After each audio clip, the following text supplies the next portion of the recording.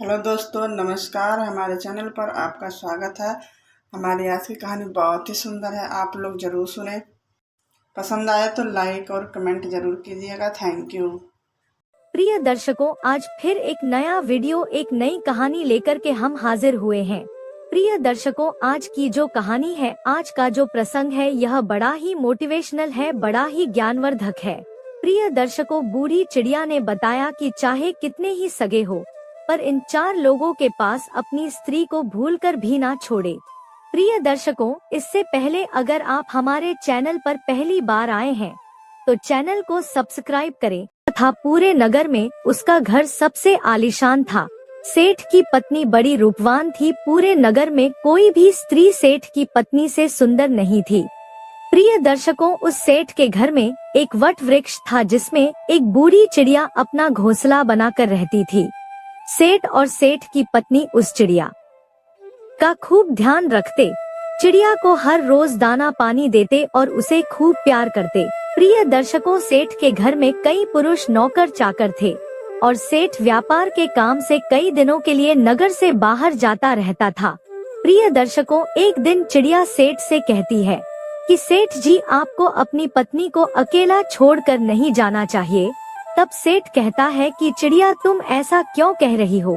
प्रिय दर्शकों, तब चिड़िया कहती है कि सेठ जी, यह बात मैं आपको एक कहानी के माध्यम से बताती हूँ, आप ऐसे नहीं समझेंगे। मैं आपको एक कहानी सुनाती हूँ। प्रिय दर्शकों, तब सेठ कहता है कि ठीक है चिड़िया, तुम कहानी सुनाओ। तब चिड़िया अपनी कहानी प्रारंभ करती है और कहती है कि सेठ जी, आप इस कहानी को ध्यान से सुनिएगा और इन बातों को याद रखिएगा। प्रिय दर्शकों, चिड़िया कहानी शुरू करती है। चिड़िया कहती है, किसी राज्य में महाराज वीर प्रताप राज करते थे। राजा प्रताप कुछ सन की किस्म का राजा था। एक बार राजा भ्रमण करते करते जंगल में चले गए। जंगल में घूमते घूमते उनकी भेंट एक सन्यासी से होती है। वह सन्यासी एक पाखंडी था। राजा प्रताप साधु संतों पर बहुत भरोसा करता था। उस साधु को देखकर राजा के मन में कुछ जिज्ञासा उठी। राजा ने सन्यासी को अपना परिचय दिया और पूछने लगा, हे साधु महाराज, आप बहुत पहुँचे हुए मालूम पड़ते हैं। मेरी रानी इस समय गर्भवती है। मैं जानना चाहता हूँ कि उसकी कोख से पुत्र होगा या पुत्री। सन्यासी ने कहा, राजन, मैं यह तो नहीं जानता कि तुम्हारी रानी की कोख से पुत्र होगा या पुत्री, पर इतना जरूर कह सकता हूँ कि अगर तुम्हारी रानी ने किसी पुत्री को जन्म दिया तो तुम्हारा सर्वनाश हो जाएगा। प्रिय दर्शकों, सन्यासी की यह बात सुनकर राजा बड़ा भयभीत हो गया। सोचने लगा कि अगर मेरी रानी ने किसी पुत्री को जन्म दे दिया तो मैं कहीं का नहीं रहूंगा। यही बात सोचकर राजा को बेटी के नाम से नफरत होने लगी। उसने अपनी रानी से आकर के यह बात कही कि हे रानी, भूल से भी हमारे घर में पुत्री का जन्म नहीं होना चाहिए। अगर हमारे घर में पुत्री पैदा हुई तो मैं तुम्हें जान से मरवा दूंगा और उस पुत्री को भी मार डालूंगा। चिड़िया आगे कहती है कि सेठ जी, राजा की यह बात सुनकर रानी डर गई। वो जानती थी कि राजा बड़ा ही जिद्दी किस्म का है। अगर पुत्री का जन्म हो गया तो वो उसे मरवा सकता है। अब तो रानी रोज भगवान से प्रार्थना करती थी कि हे परमात्मा, मुझे पुत्री मत देना, वरना राजा उसे जीवित नहीं छोड़ेंगे। प्रिय दर्शकों, भगवान की कृपा से महाराज प्रताप की रानी ने सर्वप्रथम एक पुत्र को जन्म दिया। यह देखकर रानी और राजा बहुत प्रसन्न हुए।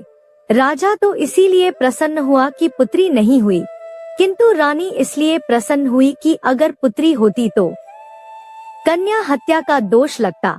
प्रिय दर्शकों, कुछ समय बाद रानी ने फिर से गर्भ धारण किया। बच्चे का जब जन्म होने का समय आया, उसी दौरान राजा को किसी जरूरी काम से दूसरे राज्य में जाना पड़ गया और उसे लौटने में कई दिन लगने वाले थे। जाते जाते राजा अपनी रानी से कह गया कि यदि तुम्हारे गर्भ से बेटी का जन्म हो तो उसे मरवा देना, मैं बेटी का चेहरा नहीं देखना चाहता। चिड़िया आगे कहती है कि इतना कहकर राजा तो चला गया और उसे अपने नगर लौटने में कई माह का समय लग गया। लेकिन इसी दौरान रानी ने एक पुत्री को जन्म दिया। जिस बात का डर था वही हो गया। बेटी को देखकर रानी घबरा गई।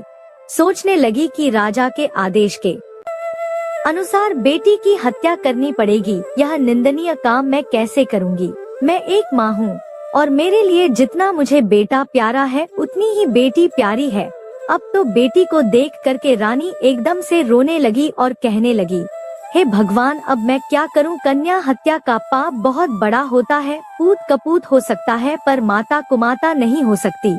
रानी बहुत बड़े धर्म संकट में फंस चुकी थी। रानी को रोता हुआ देखकर रानी की दाई पूछने लगी, हे रानी, घर में पुत्री हुई है, यह तो बड़े ही सौभाग्य की बात है, पर आप तो बैठी रो रही हो, इसका क्या कारण है?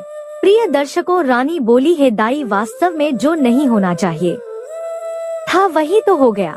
तब रानी ने दाई को पूरी बात बताई कि हमारे महाराज ने इस कन्या को मारने का आदेश दिया है। अब आप ही बताइए कि मैं अबोध बच्ची की जान कैसे ले लूं? तब दाई ने रानी से कहा, हे रानी, तुम चिंता मत करो, तुम राजा से कह देना कि मैंने बेटी को मरवा दिया है। मैं तुम्हारी बेटी को सबके सामने मारने के लिए ले जाती हूँ, लेकिन मैं इसे मारूंगी नहीं, बल्कि इसे पाल लूंगी। अगर कोई पूछेगा तो मैं कह दूंगी कि यह बच्ची मेरी भतीजी है, इससे इस बच्ची की जान भी बच जाएगी और राजा की नजरों से दूर भी हो जाएगी। इसके पालन पोषण को लेकर तुम निश्चिंत रहो, मैं इसे अपनी बेटी की तरह पालूंगी। अब तो ये सुनकर रानी को बड़ी खुशी हुई, सोचने लगी कि यह बेटी भले ही मुझे देखने को ना मिले, लेकिन कम से कम वह जीवित तो बनी रहेगी। तब रानी ने बड़े उदास मन से कुछ आभूषण अपनी पुत्री के पालन पोषण के लिए उस दाई को दे दिए और दाई से रानी ने कहा, है दाई माँ, मैं तुम्हारा यह एहसान जिंदगी भर कभी नहीं भूलूंगी। जब तुम्हारे लिए धन की जरूरत पड़ेगी तो मैं तुम्हें इससे भी अधिक धन दौलत दूंगी, लेकिन मेरी बेटी का यह सच कभी खुलने मत देना। प्रिय दर्शकों, चिड़िया आगे कहती है कि इतना समझाने के बाद में रानी ने अपनी उस बेटी को दाई के हवाले सौंप दिया और धीरे धीरे करके पूरे राज्य में और महल में यह खबर फैला दी कि दाई ने ले जाकर उस बच्चे को मार दिया और उसे जमीन में दफना दिया। प्रिय दर्शकों, इधर क्या हुआ, उस बेटी को ले जाने के बाद दाई ने उस बेटी का बहुत अच्छे ढंग से पालन पोषण करना शुरू कर दिया। जब कुछ दिनों के बाद राजा प्रताप अपने राजमहल में लौट कर आया तो राजा को भी यही बात बताई गई कि आपके जाने के बाद रानी ने एक बेटी को जन्म दिया था और उस बेटी को आपके आदेश के अनुसार मारने के बाद जमीन में दफन कर दिया। प्रिय दर्शकों, ये सुनकर राजा को बड़ी खुशी हुई। इधर दाई उस बच्ची को अपनी भतीजी बताकर पालने लगी और उस बच्ची को जब भी रानी को देखने की इच्छा होती थी तो दाई उसे लेकर राजमहल में चली आती थी। उस बच्ची को देख करके रानी की ममता उमड़ने लगती। रानी चोरी चुपके उस बच्ची से प्यार कर लिया करती थी। किसी के पूछने पर दाई उसे अपने भाई की लड़की बताती थी। कन्या को देखकर रानी को बड़ा सुकून मिलता था। वो उस दाई को धन वस्त्र आभूषण दे दिया करती थी। इधर रानी के आदेश के अनुसार उस दाई ने बेटी की परवरिश में किसी प्रकार की कोई कमी नहीं छोड़ी। अब तो धीरे धीरे करके वो बेटी बड़ी होने लगी। धीरे धीरे वो जवान होती चली गई। राजमहल में उसका पालन पोषण नहीं हुआ था, एक गरीब दाई के घर में हुआ था, पर फिर भी वो एक सुंदर राजकुमारी की तरह दिखती थी। धीरे धीरे वह सुंदर यौवन से संपन्न हो गई। जब वह जवान हो गई तो दाई ने उसे राजमहल ले जाना बंद कर दिया। वह पूरे दिन दाई के घर में ही रहती थी।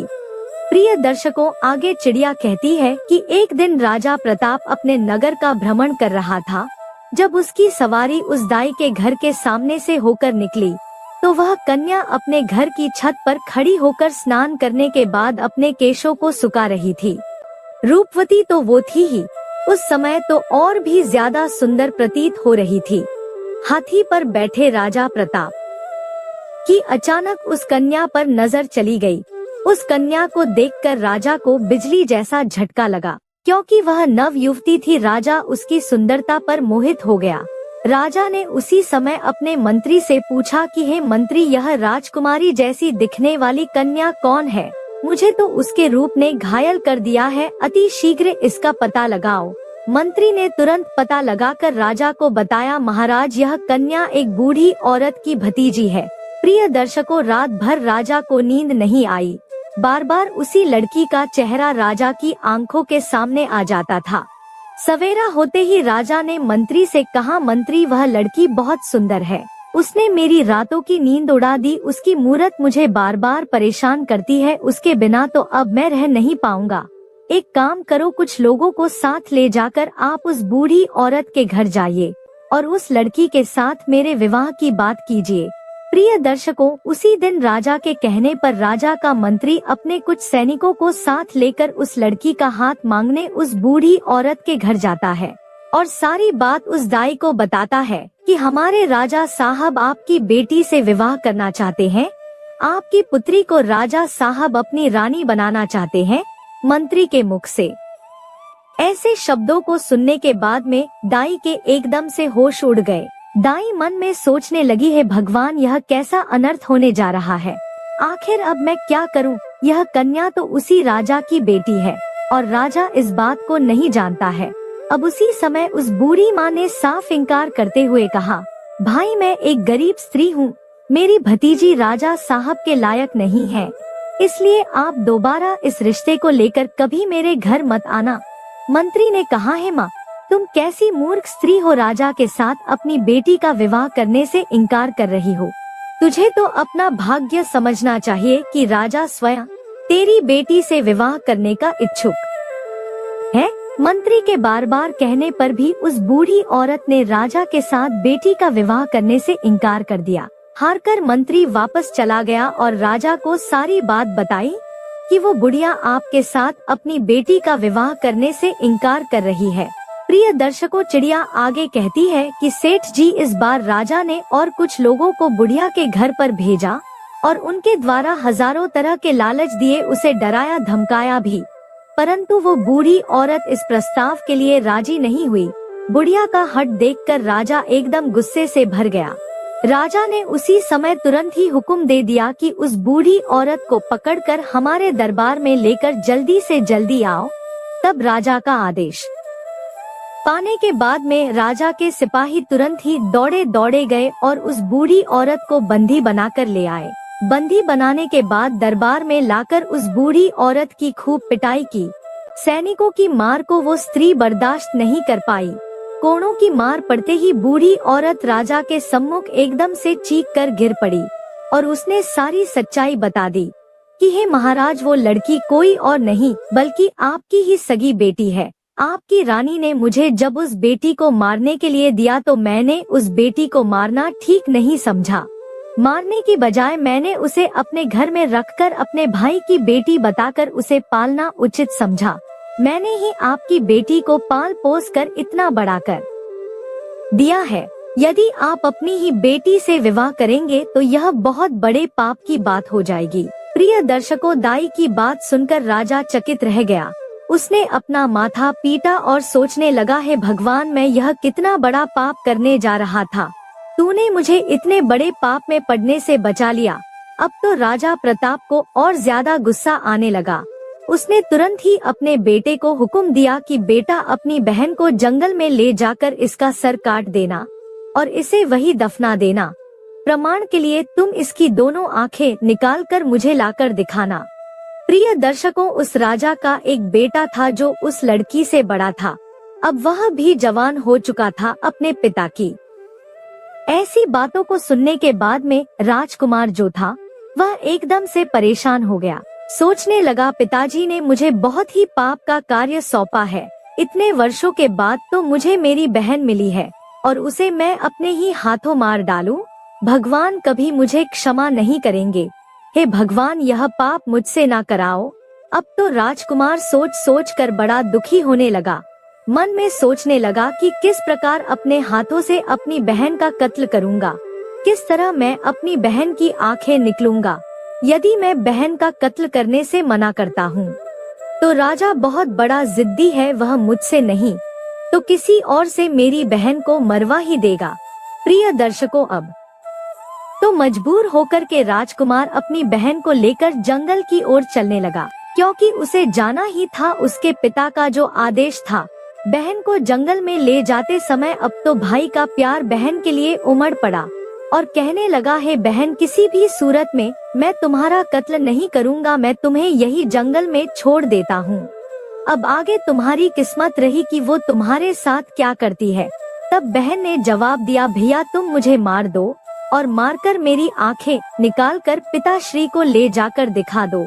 और यदि तू मेरी आंखें निकाल करके नहीं ले जाएगा तो हमारा पिता तुझे भी मार देगा।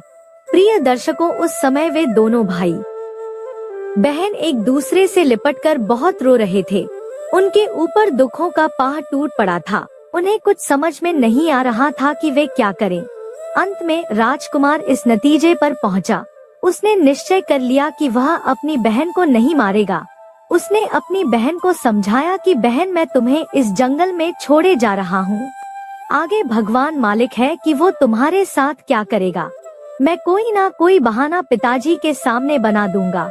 इतना कह करके उसने अपनी बहन को वहीं जंगल में छोड़ दिया और आगे के लिए चल पड़ा। आगे जाकर उसे जंगल में एक हिरण दिखाई दिया। उसने तुरंत उस हिरण का वध किया और उसकी दोनों आंखें निकाल ली। उसके बाद वह अपने पिता के समक्ष पहुंचा और वही हिरण की दोनों आंखें दिखाते हुए कहा, पिताजी, मैंने बहन को मारकर एक नदी में फेंक दिया है। वे आंखें देख करके राजा को भी भरोसा हो गया कि वास्तव में मेरे पुत्र ने उस लड़की को मार दिया है।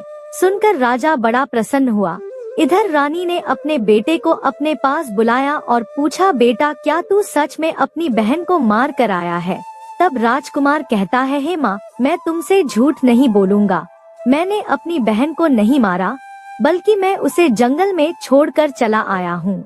यह सुनकर रानी को बड़ा सुकून मिला। वह भगवान से प्रार्थना करने लगी, हे भगवान, तुम्हारा बहुत बहुत धन्यवाद जो तुमने मेरे बेटे को सद्बुद्धि दी।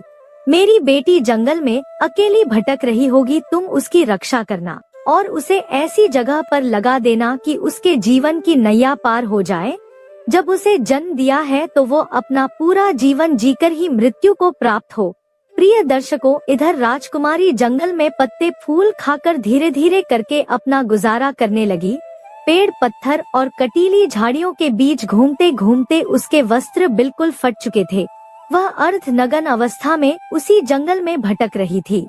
कई दिन उसे जंगल में बीत चुके थे। एक दिन ऐसा भी आ गया कि उसके शरीर पर कोई भी वस्त्र नहीं बचा। वह वृक्षों से फल फूल खाकर अपना दिन गुजारती थी और घनी झाड़ियों के बीच छिपकर सो जाती थी। एक दिन उसी जंगल में एक दूसरे राज्य का राजा चंद्रभान शिकार खेलने के लिए आया। इधर राजकुमारी वृक्षों से फल तोड़कर खा रही थी। जैसे ही उसके कानों में घोड़े की आवाज पहुंची तो राजकुमारी घनी झाड़ियों के बीच छिपकर बैठ गई।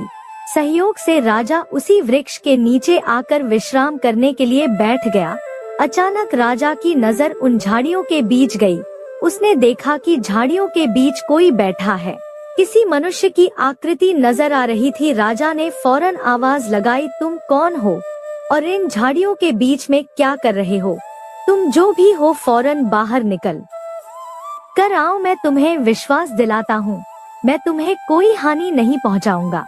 राजा की बात सुनकर झाड़ियों के बीच से राजकुमारी ने आवाज दी, हे रागीर, मैं एक दुखी लाचार स्त्री हूँ, मेरे बदन पर वस्त्र नहीं है, मैं निर्वस्त्र हूँ।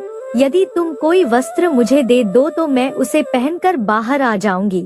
प्रिय दर्शकों, किसी स्त्री की आवाज सुनकर राजा आश्चर्यचकित था कि इस जंगल के बीच में भला ये स्त्री क्या कर रही है, जरूर किसी दुख की मारी होगी। तब राजा ने जो चादर अपने गले में डाले था उसे झाड़ियों के बीच फेंक दिया और उसके बाद उस राजकुमारी ने अपने बदन को उस चादर से अच्छी तरह से ढका और उसके बाद वो राजा चंद्रभान के सामने आई। राजा ने जब उसकी सुंदरता को देखा तो वो उसे देखता ही रह गया। सोचने लगा, वाह, इतनी सुंदर स्त्री मैंने अपने जीवन में पहले कभी नहीं देखी है। किसने इसे जंगल में छोड़ दिया है? यह तो हमारी रानी बनने के योग्य है। तब राजा ने अपने बारे में राजकुमारी को बताया और बोला, हे सुंदरी, तुम जो भी हो उससे मुझे कुछ मतलब नहीं है। अब मैं तुम्हें अपनी रानी बनाना चाहता हूँ। राजा की बात सुनने के बाद में वो राजकुमारी भी उसकी पत्नी बनने के लिए राजी हो जाती है। कहते हैं, डूबते को तिनके का सहारा ही बहुत है। यहाँ तो फिर भी एक राजकुमार था जो उसे अपनी पत्नी बनाना चाहता था। चिड़िया आगे कहती है कि सेठ जी, इसके बाद राजा उस कन्या को अपने घोड़े पर बैठाकर अपने राज्य में आया। तो सबसे पहले वह अपने पिता के समय के एक बुजुर्ग मंत्री के घर पहुंचा और उस लड़की को उस बुजुर्ग मंत्री के घर छोड़ दिया और उससे कहा कि हे काका, आप ऐसा समझो कि यह तुम्हारी बेटी है और मैं इस लड़की से विवाह करूंगा। यदि मैं ऐसे अपने महल में इसे ले जाता हूँ तो लोग कहेंगे कि राजा किसी को कन्या को भगा लाया है। इससे मेरी मान प्रतिष्ठा पर ठेस पहुँचेगी। मैं इससे विधि विधान के अनुसार विवाह करके इसे अपने घर ले जाना चाहता हूँ। तब तक यह तुम्हारे घर तुम्हारी बेटी बनकर रहेगी और मैं कल कई लोगों के साथ तुम्हारे घर पर रिश्ता मांगने आऊंगा और फिर इसे ब्याह कर अपने घर ले जाऊंगा। तब मंत्री ने जवाब दिया, महाराज, यह आपकी अमानत है और यह अब मेरी बेटी है। जब आपका मन करे तब आप इसे ब्याह कर ले जाना, मैं तब तक इसका ठीक से ख्याल रखूंगा। प्रिय दर्शकों, अगले दिन राजा का सेनापति और उसका मंत्री उस बूढ़े मंत्री के घर पर गए और उस राजकुमारी का अपने राजा के लिए हाथ मांगा। फिर उसके बाद 1-2 दिन में उसकी मंगनी और विवाह भी कर लिया। विवाह करने के बाद राजकुमारी राजा चंद्रभान की पत्नी बनकर रहने लगी। अब तो दोनों बहुत ही प्रसन्न थे। राजा सुंदर रानी पाकर खुश था और राजकुमारी घर और पति पाकर प्रसन्न थी। राजा चंद्रभान ने शादी के बाद भी अपनी पत्नी से कभी उसका परिचय नहीं पूछा। इसी प्रकार दोनों को एक साथ रहते रहते 2 वर्ष बीत गए। धीरे धीरे वह समय भी आ गया जब रानी ने पुत्र को जन्म दिया। अब तो राजा चंद्रभान और भी ज्यादा खुश हो गया। एक दिन राजा ने अपनी रानी से पूछा, हे प्रिय, अब हम दोनों एक पुत्र के माता पिता बन चुके हैं। हमारा संबंध अटूट हो गया है। अब तुम मुझे अपने कुल खानदान और अपने अतीत के बारे में समझाओ। तब राजकुमारी ने किसी प्रकार से उस बात को टाल दिया। इसी प्रकार से कई वर्ष बीत गए। कुछ समय बाद रानी ने फिर एक पुत्र को जन्म दिया। तब राजा ने फिर से अपनी रानी से वही बात दोहराई। राजकुमारी अपने बीते कल की बातें अपने पति को नहीं बताना चाहती थी, लेकिन राजा ने उनका अतीत जानने की बहुत इच्छा जताई। रानी भी जानती थी कि राजा साहब उनसे बहुत प्रेम करते हैं। तब राजकुमारी ने राजा के पूछने पर अपने जीवन की सारी कहानी सच सच कह सुनाई। जब राजा ने राजकुमारी के मुख से ऐसी दुख भरी दास्तान सुनी तो उसकी भी आंखों में आंसू आ गए। राजा उसके पिता को धिक्कारने लगा। उसके बाद रानी से बोला कि हे रानी, अगर मैं तुम्हें तुम्हारे पिता से मिलाने ले चलूं तो क्या तुम मेरे साथ चलोगी? प्रिय दर्शकों, उस राजकुमारी ने अपने पिता से मिलने से इनकार कर दिया। राजा ने बहुत आग्रह किया कि तुम्हें एक बार अपने पिता से जरूर मिलना चाहिए। राजा के बार बार निवेदन करने पर रानी अपने पिता से मिलने को तैयार हो गई। अगले दिन राजा ने राजा प्रताप के यहाँ जाने का निश्चय किया। रथ सजवाया गया, जाने की पूरी तैयारी हो गई। तभी राजा के पास एक जरूरी काम आ गया। राजा को बहुत जरूरी अपने दूसरे शहर में जाना था, तो राजा ने अपने मंत्री और सेनापति से कह दिया कि तुम सेना की एक टुकड़ी लेकर रानी के साथ चले जाओ।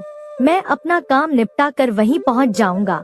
प्रिय दर्शकों, इस प्रकार राजा चंद्रभान ने अपने मंत्री और सैनिकों के साथ में अपनी रानी और बच्चों को राजा प्रताप के राज्य को रवाना कर दिया। रानी को भली भांति समझा दिया कि अपने पिता के यहाँ जाकर तुम घबराना मत, मैं तुम्हारे पहुँचने से पहले तुम्हारे माता पिता के यहाँ पहुँच जाऊंगा। प्रिय दर्शकों, इधर राजा चंद्रभान का मंत्री और सेनापति कुछ सेना को साथ लेकर राजकुमारी के साथ राजा प्रताप के राज्य की तरफ चल पड़े। राजा चंद्रभान के राज्य से राजा प्रताप का राज्य काफी दूर था, इसलिए चलते चलते रास्ते में ही उन्हें शाम हो गई। एक जगह पर उन्होंने अपने डेरा तंबू जमा दिए। रात भर वही रुकने का निश्चय किया। प्रिय दर्शकों, जहां पर राजकुमारी का डेरा लगाया गया था उसी जगह पर मंत्री ने भी अपना डेरा लगा दिया।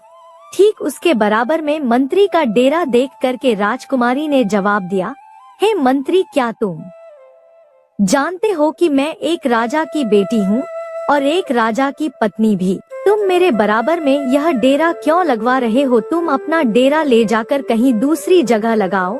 तब मंत्री ने जवाब दिया, हे रानी साहिबा, महाराज ने हमें आपकी देख के लिए भेजा है।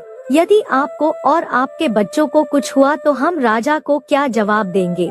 प्रिय दर्शकों, इधर राजकुमारी के बार बार मना करने पर मंत्री बिल्कुल नहीं माना। फिर क्या हुआ, इधर शाम को सबने खाना खाया, रात्रि का समय हो गया। सभी लोग पैदल यात्रा चलकर आए थे, हारे थके होने के कारण वे सब जल्दी ही सो गए। रात्रि के दूसरे पहर में मंत्री जो था राजकुमारी के डेरे में घुस आया। जैसे ही मंत्री राजकुमारी के डेरे में घुसा तो तुरंत ही एकदम से राजकुमारी उठकर बैठ गई। वो मंत्री की बुरी मनसा को भाप गई थी। अब तो राजकुमारी को अंदाजा हो गया था कि मंत्री के मन में किसी ना किसी प्रकार का जरूर खोट है। जैसे ही मंत्री को राजकुमारी ने अपने डेरे में देखा तो एकदम से ललकार कर बोली, खबरदार, जो मुझे छुआ तो डेरे से तुरंत बाहर निकल जाओ।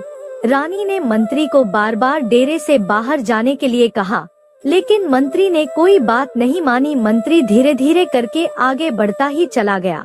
तब राजकुमारी ने जवाब दिया, है दुष्ट मंत्री, क्या तुम्हें अंदाजा है कि तुम यह क्या करने जा रहे हो? भलाई चाहते हो तो अभी डेरे से बाहर निकल जाओ। प्रिय दर्शकों, उस राजकुमारी की बात मंत्री ने अनसुनी कर दी।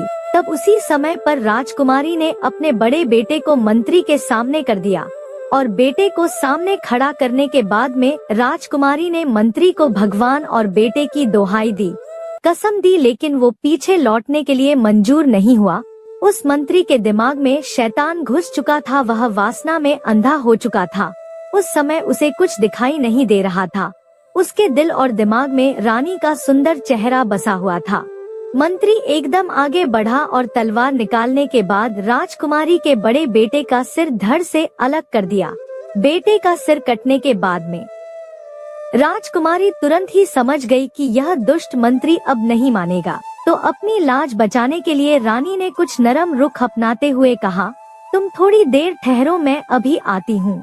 उसके बाद में जो तुम्हारे मन में हो वह तुम कर लेना। इतना कहने के बाद में रानी उस डेरे से बाहर निकल गई और वहाँ से भागकर जंगल में चली गई। सुबह होने तक रानी झाड़ियों में छुपी रही और जब वह सुबह होने पर लौटकर अपने डेरे में आई तो उसने क्या देखा कि उसके बेटे का सिर कटा हुआ पड़ा है। अपने बेटे की लाश देखने के बाद में अब तो रानी की हालत और भी ज्यादा खराब हो गई, लेकिन वो कर भी क्या सकती थी, उस शैतान के सामने वो बेबस थी। बेटे की मृत्यु का गम अपने मन में छुपाए वह उनके साथ आगे को चल पड़ी। चलते चलते जब वह शाम के होने पर एक जगह पर और रुके, अब तो दूसरी रात के लिए अगला डेरा डाला गया। तो राजकुमारी के डेरे के पास में सेनापति ने अपना डेरा लगाया। तब राजकुमारी ने उस सेनापति को बुलाकर कहा कि तुम अपने डेरे को यहाँ से दूर हटा करके लगवाओ। तब सेनापति ने जवाब दिया, है राजकुमारी, मेरी जिम्मेदारी है कि मैं आपकी सुरक्षा करूं।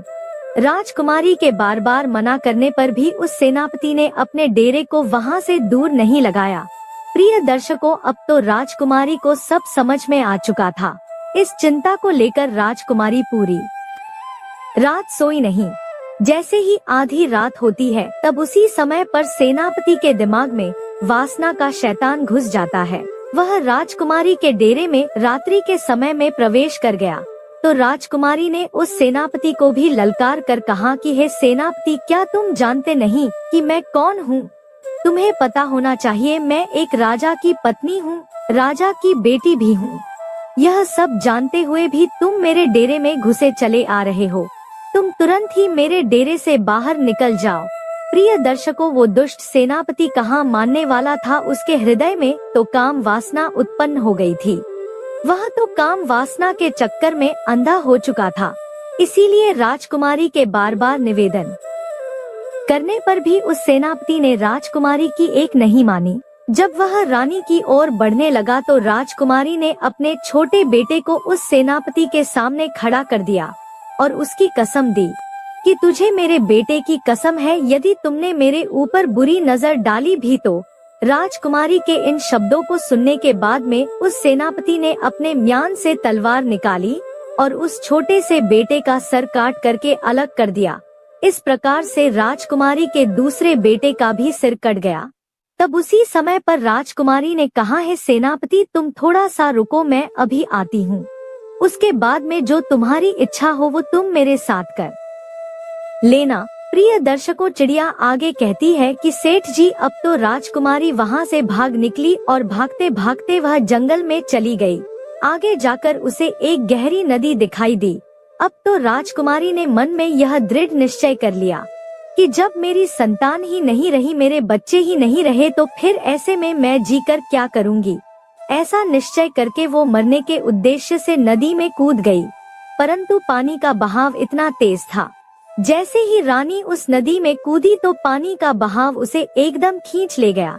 जंगल के एक छोर पर नदी बहती हुई जा रही थी। नदी में बहते बहते वह जंगल के उसी किनारे पर जाकर लगी। सुबह हो चुकी थी। वहाँ पर 2 सन्यासी महात्मा उसी नदी में अपने गुरु के वस्त्र धोने के लिए आए थे। उसी समय उन सन्यासी महात्माओं ने देखा कि कोई औरत इस नदी में बहते हुए हमारी तरफ आ रही है, तो उन दोनों योगियों ने रानी को पकड़कर बाहर निकाल लिया। प्रिय दर्शकों, अब तो राजकुमारी के पैरों तले जमीन खिसक गई। अब राजकुमारी मन में सोचने लगी कि उस मंत्री और सेनापति से मुझे जैसे तैसे छुटकारा तो मिल गया, अब यहाँ से इन 2 योगियों ने मुझे घेर लिया है। जैसे ही 2 योगियों ने राजकुमारी को पकड़ा, तब तक 4 सन्यासी महात्मा और आ पहुँचे। अब तो राजकुमारी और भी ज्यादा डर गई। सोचने लगी, अब तो मैं यहाँ पर और भी बड़ी मुसीबत में फंस गई हूँ, अब क्या होगा। प्रिय दर्शकों, वो रानी इतनी सुंदर थी कि जो कोई उसे देख लेता था वह पागल हो जाता था। अब तो वो महात्मा आपस में लड़ने लगे, एक दूसरे के साथ धक्का मुक्की करने लगे, एक दूसरे को धक्का देकर कहने लगे, यह राजकुमारी मेरी है, यह मेरी है। आखिर अंत में संत महात्माओं ने यह सोचा कि ऐसे तो हम 6 में कोई फैसला नहीं हो पाएगा, हम अपने गुरु जी के पास में इस राजकुमारी को लेकर चलते हैं, वही हमारा फैसला करेंगे। प्रिय दर्शकों, अपने गुरु जी के पास पहुंचने के बाद में उन योगियों ने राजकुमारी को देखते हुए अपनी इच्छा जाहिर की। अपने शिष्यों को एक स्त्री के पीछे आपस में लड़ते देखा तो गुरु समझाने लगे। मित्रों, जो योगियों के जो गुरु थे वह बड़े ही विद्वान और तपस्वी संत थे। गुरुजी ने उस औरत को देखते ही समझ लिया कि यह स्त्री जो है यह कोई राजघराने से है। फिर उन्होंने अपने शिष्यों को समझाया कि हे शिष्य, तुम 6 भाई हो और तुम्हारी कोई बहन नहीं है, तुम एक काम करो, इसे अपनी बहन के रूप में स्वीकार कर लो। यदि यह तुम्हारी बहन बनकर तुम्हारे आश्रम पर रहेगी तो एक ना एक दिन तुम्हारी जिंदगी बदल जाएगी। इस प्रकार गुरु के समझाने पर उनके समझ में आ गया और उन्होंने रानी को अपनी बहन बना लिया। प्रिय दर्शकों, वह साधु उसके ही पिता राजा प्रताप के राज्य में रहते थे। अब तो उस राजकुमारी को पता चल चुका था कि वह अपने बाप के राज्य में प्रवेश कर चुकी है, जहाँ के राजा उसके पिता प्रताप है। रानी उन्हीं महात्माओं के आश्रम पर रहने लगी। वे 6 महात्मा उसे अपनी बहन की तरह रखते थे। प्रिय दर्शकों, चिड़िया आगे कहती है कि हे सेठ जी, उधर राजा चंद्रभान अपने मंत्री और सेनापति और सेना से आकर मिला तो उसने अपनी पत्नी और बच्चों को वहाँ पर नहीं देखा। आकर के राजा ने सेनापति और मंत्री से अपनी पत्नी और बच्चों के बारे में पूछा तो मंत्री और सेनापति एक साथ एक स्वर में मिलकर बोलने लगे, हे महाराज, मुझे क्षमा करना, आपकी रानी रानी नहीं थी, वो तो एक डायन थी। अब आपके दोनों पुत्रों को मारने के बाद में वह रानी यहाँ से भाग गई। उन्होंने इस प्रकार से कहा कि राजा चंद्रभान को विश्वास हो गया। सोचा कि अगर कोई झूठ बोलेगा तो एक बोलेगा, दूसरा क्यों बोलेगा। तो राजा चंद्रभान ने हुक्म दिया कि अब तो हम उसके पिता राजा प्रताप के पास जरूर जाएंगे। अतिशीघ्र सब लोग राजा प्रताप के पास चलिए। उधर तो राजा चंद्रभान अपने सेनापति और मंत्री के साथ अपनी पत्नी के पिता के पास जाता है। इधर राजकुमारी ने अपने 6 भाइयों से कहा जो उस समय योगी के रूप में थे कि हे भाइयों, तुम सभी राजा के पास में जाओ और राजा से कहना कि हमारी बहन आपके दरबार में किस्सा सुनाना चाहती है। यदि राजा साहब किस्सा सुनना चाहो तो हम उन्हें दरबार में बुलाकर लाए, क्योंकि इधर राजकुमारी को पता था कि हमारे पिता को किस्सा सुनना बहुत अच्छा लगता है। अब तो 6 योगी भिक्षा के बहाने राजा वीर भोज के दरबार में पहुंच गए। उन्होंने राजकुमारी के द्वारा ही बात राजा के सम्मुख जाकर के रखी। योगियों की बात सुनने के बाद राजा ने तुरंत ही उन्हें इजाजत दे दी। प्रिय दर्शकों, अब तो किस्सा सुनाने के लिए अगले दिन योगी अपनी बहन को लेकर राज दरबार में पधारे। उस समय राजकुमारी जोगियों के भेष में थी। इसलिए कोई पहचान नहीं पाया। जब उसने राज दरबार में किस्सा सुनाया तो सब लोग बड़े ध्यान से सुनने लगे। राजा को उस लड़की का किस्सा बहुत पसंद आया। अब तो राजा ने बहुत सारा इनाम दिया। सभी योगी बोले, महाराज जब भी आपकी किस्सा सुनने की इच्छा होगी तो हम अपनी बहन को ले आया करेंगे। अब तो वह रोज अपने भाइयों के साथ राजा के दरबार में किस्सा सुनाने आया करती थी। इस प्रकार वह राजकुमारी रोज राजा को कहानी सुनाने के बाद में इनाम पाती तथा अपने योगी भाइयों के साथ वापस लौट जाती थी। अब तो धीरे धीरे उन सन्यासियों के दिन ही बदल गए। पहले वह योगी नगर नगर जाकर भिक्षा मांगते थे, अब तो उन्हें राजा से ही इतना धन प्राप्त हो जाता था कि कहीं मांगने की जरूरत नहीं पड़ती थी। प्रिय दर्शकों, अगली रात को राजकुमारी राजा को किस्सा सुनाने के लिए उनके राज दरबार में आई तो उसने अपने पति, मंत्री और सेनापति को वहीं बैठे हुए देखा। तब राजकुमारी ने सोचा, आज तो यह सभी यहाँ पर उपस्थित है तो किस्सा सुनाने में बहुत ज्यादा आनंद आएगा। तब राजकुमारी पर्दे की आड़ में अपनी जगह पर आकर बैठ गई और अपने बाप से कहने लगी, हे राजा साहब, आज मैं आपके लिए एक बहुत ही दर्द भरी कहानी और किस्सा लेकर आई हूँ। यदि कहानी को प्रारंभ करने से पहले किसी को कोई जरूरी काम है तो अभी दरबार से उठकर जा सकता है। किस्सा सुनाने के दौरान यदि कोई व्यक्ति बीच में से जाएगा तो मैं उसी समय अपना किस्सा सुनाना बंद कर दूंगी। तब राजा ने जवाब दिया, बेटी तुम सुनाओ, तुम जैसा कहोगी हम वैसा ही करेंगे। किस्से के बीच में से कोई दरबार में से उठकर नहीं जाएगा। प्रिय दर्शकों, अब तो राजा और दरबार के सभी दरबारी किस्सा सुनने के लिए बैठ गए। उनमें उसका पति और वह विश्वासघाती मंत्री और सेनापति भी था। अब तो राजकुमारी ने राजा के दरबार में अपना किस्सा शुरू कर दिया। कहने लगी, है सभा के लोगों, इस किस्से को ध्यान से सुनना। राजकुमारी सुनाने लगी कि किसी देश में एक राजा रहता था जो बड़ा ही जालिम राजा था। उस राजा को अपनी पुत्री से बहुत ज्यादा नफरत थी। जब एक दिन उसकी यहाँ एक बेटी ने जन्म लिया तो उसने अपनी बेटी को अपने बेटे के हाथ जंगल में मरवाने के लिए भेज दिया। राजा ने अपने बेटे को हुक्म दिया था कि उस बेटी को मारने के बाद उसकी आंखें निकाल लाना और वह आंखें निकालकर मुझे लाकर दिखाना। अब तो राजा प्रताप उसकी कहानी को सुनने के बाद में सोचने लगे, यह तो मेरा ही किस्सा है। खुश होकर के राजा प्रताप ने उन योगियों के पास में अपनी मोतियों की माला फेंकते हुए कहा, इस किस्से को अंत तक जरूर सुनाया जाए। प्रिय दर्शकों, अब तो राजा की आंखों में पानी भर आया, क्योंकि राजा प्रताप को अब तो अपनी करनी पर बहुत पश्चाताप होता था। फिर राजकुमारी आगे बताने लगी, है महाराज, जब उसका भाई उसे मारने के लिए जंगल में ले गया तो उसके भाई ने उस राजकुमारी को, उस बहन को नहीं मारा और जंगल में अपनी बहन को छोड़कर वापस राजभवन के लिए लौट गया। अब यह जानकर के राजा थोड़ा प्रसन्न हुआ। राजा मन में सोचने लगा, शायद हो सकता है आज भी मेरी बेटी जिंदा हो। इधर वही राजकुमारी अपने किस्से को सुनाती हुई आगे बोली, जब उसका भाई उस लड़की को जंगल में छोड़ आया तब वो बेचारी भूख प्यासी इधर उधर भटकने लगी। भूख लगने पर वृक्षों के पत्ते और फल फूल खा लिया करती थी। इसी तरह से वह अपने आप को जीवित रखती थी। इस प्रकार से जंगल में रहते रहते उस बेटी के तन पर एक भी वस्त्र साबुत नहीं बचा। तो कहीं से एक दिन घूमता हुआ घोड़े पर सवार एक आदमी आया। वह आदमी किसी देश का राजा था। उसकी नजर जब उस लड़की पर पड़ी तो वह लड़की निर्वस्त्र थी।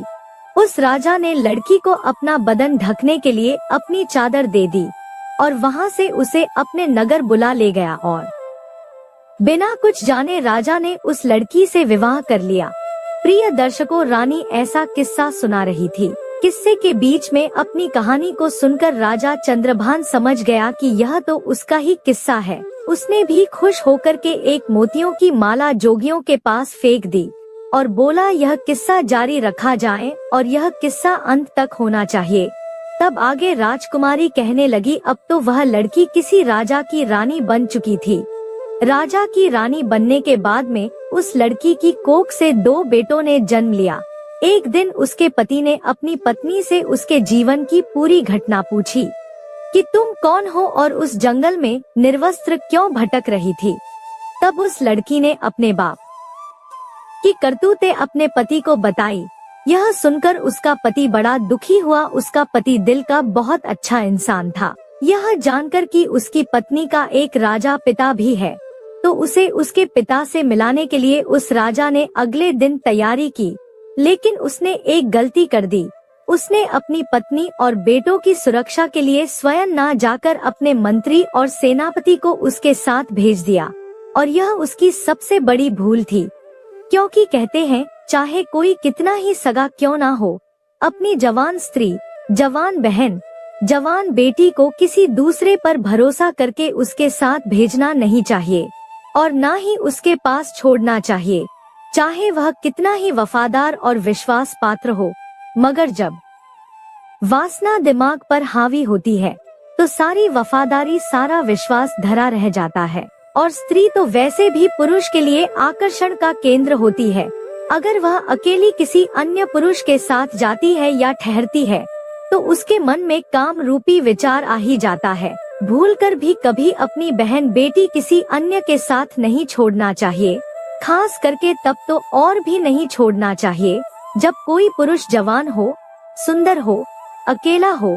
कहते हैं, स्त्री धन और विद्या, यह जिसके पास रहती है उसी की हो जाती है। राजकुमारी इधर राजा प्रताप के दरबार में अपना किस्सा सुना रही थी। राजा प्रताप और राजा चंद्रभान उस किस्से को बड़े ध्यान से सुन रहे थे। राजकुमारी आगे कहती है कि उधर उस राजा ने अपनी पत्नी और बच्चों को मंत्री और सेनापति के साथ भेज दिया। सफर ज्यादा लंबा था। चलते चलते जब रास्ते में सूर्यास्त हो गया, तो उन्होंने वहीं रुकने का निश्चय किया। मंत्री ने अपना डेरा रानी के डेरे के बराबर में लगवाया। रानी ने इसका बहुत विरोध किया, पर वो नहीं माना। तो रात्रि के समय में मंत्री ने उस राजकुमारी के साथ में दुष्कर्म करने की सोची। राजकुमारी के बार बार निवेदन करने पर भी वो दुष्ट मंत्री नहीं माना, बल्कि उसने राजा के बेटे का भी कत्ल कर दिया। जब बेटे का कत्ल कर डाला, तो रानी अपना धर्म बचाने के लिए मंत्री से बहाना बनाकर जंगल में भाग गई। रात उसने जंगल में गुजार कर जैसे तैसे उस बेचारी ने अपने पतिव्रत धर्म को बचाया। जब दूसरे दिन को रानी अपने डेरे में वापस आई, तो उसे अपने बेटे की लाश भी नहीं मिली। जैसे जैसे कहानी आगे बढ़ती जा रही थी, तो उधर मंत्री के होश खराब होते जा रहे थे। अब तो धीरे धीरे करके वो मंत्री भी बहाना बनाते हुए राजा के दरबार से उठकर जाना चाहता था, तो राजा ने तुरंत ही उसे डांट कर बैठा दिया। तब रानी आगे सुनाने लगी। अब दूसरे दिन को जब वह वहां से आगे को चले और एक जगह रास्ते में फिर डेरा तंबू लगाए, तो उस रात सेनापति डेरे में घुसकर दुष्कर्म की लालसा से रानी के पास जा पहुंचा। रानी ने पहले तो उसे खूब ललकार कर समझाया कि वह यहाँ से चला जाए, लेकिन वो दुष्ट लौटने को तैयार नहीं हुआ।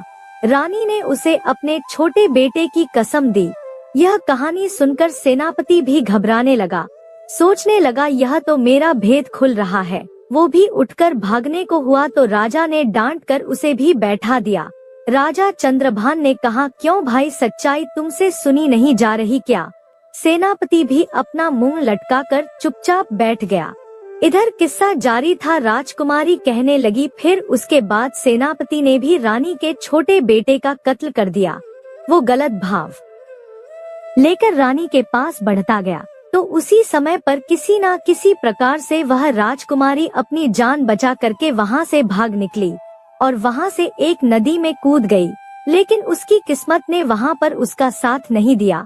वह बेचारी जिंदा बच गई। उस नदी में बहते बहते वह चली गई और जंगल के दूसरे छोर पर 6 योगियों के हत्थे चढ़ गई, और सन्यासियों ने भी उस राजकुमारी को अपनी पत्नी बनाना चाहा। परंतु उनके महान बुद्धिमान गुरुजी ने उन सन्यासियों से यह पाप होने से बचा लिया, और गुरुजी के बार बार समझाने पर सन्यासियों ने उस राजकुमारी को अपनी बहन के रूप में स्वीकार कर लिया। फिर वह भाई बहन अपने यहाँ जो राजा था, उस राजा के यहाँ पर किस्सा सुनाने के लिए रोज अपनी बहन को ले जाने लगे। प्रिय दर्शकों, इतनी कहानी सुनाने के बाद में वो राजकुमारी अपना पर्दा हटाकर राजा के सामने आकर खड़ी हो गई। अपनी कन्या को देखकर राजा प्रताप भी पहचान गए और उधर अपनी पत्नी को देखकर राजा चंद्रभान की आंखें भर आई। पत्नी को सामने देखकर राजा चंद्रभान बहुत प्रसन्न हुआ, लेकिन अपने पुत्रों की मृत्यु का दुख से खाए जा रहा था। राजा चंद्रभान राजा प्रताप से आज्ञा मांगने लगा कि महाराज, मेरा मंत्री और मेरा सेनापति मेरा ही शत्रु है, इसे मैं स्वयं दंड देना चाहता हूँ। तब उसी तरह से राजा चंद्रभान ने उन दोनों के सर कलम कर दिए। पापियों को उनके करनी का दंड मिल चुका था। इधर राजा प्रताप ने अपनी बेटी को सीने से लगा लिया और बार बार उससे अपने किए की क्षमा मांगने लगा। बेटी ने अपने पिता को क्षमा कर दिया। इस प्रकार से राजकुमारी अपने पति के साथ कुछ दिन तक अपने पिता के घर पर रही। फिर उसके बाद बड़ी हंसी खुशी के साथ उसके पिता ने अपनी बेटी की बड़ी धूमधाम से विदाई की। राजा चंद्रभान अपनी पत्नी को लेकर अपने नगर लौट आया और हंसी खुशी के साथ समय व्यतीत करने लगे। कुछ ही समय में रानी ने 2 बेटों को और जन्म दिया। अब तो उनकी खोई हुई खुशी सारी वापस आ चुकी थी।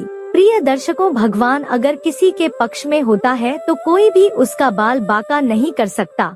चाहे कोई कितना ही प्रयास कर ले, कोई उसे मार नहीं सकता। मृत्यु, जीवन, मरण यह विधाता के हाथ में होता है, इंसान के हाथ में कुछ नहीं। प्रिय दर्शकों, हमारी आज की कहानी यहाँ समाप्त होती है। हम उम्मीद करते हैं कि आपको हमारी आज की यह कहानी, आज का यह वीडियो पसंद आया होगा और आप इससे ढेर सारी प्रेरणाएं लेंगे। मिलते हैं अगली ज्ञान चर्चा के साथ अगले वीडियो में। तब तक के लिए नमस्कार, धन्यवाद।